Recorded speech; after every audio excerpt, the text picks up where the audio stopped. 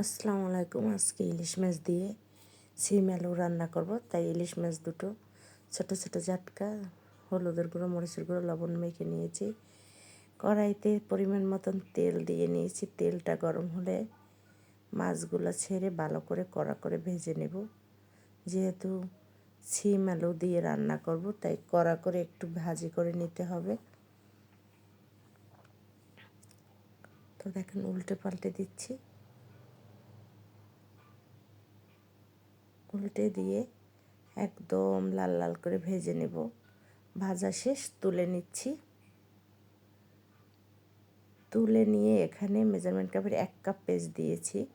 পেঁয়াজের পরিমাণটা একটু বেশি দেবেন, তাহলে ভালো লাগবে।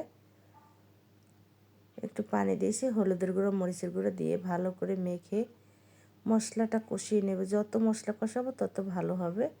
তারপর দেখেন সিম আলুটা দিয়েও কষিয়ে নেব।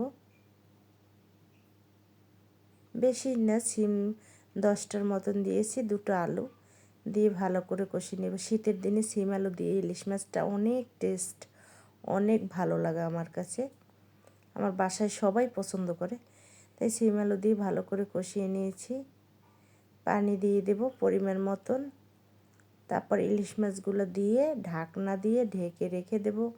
20 মিনিটের মতন রান্না করে নেব। দেখেন মাখা মাখা হয়েছে। আরও 5 মিনিট রান্না করে নেব মাখা মাখা। এটা বন্ধ করে দেব।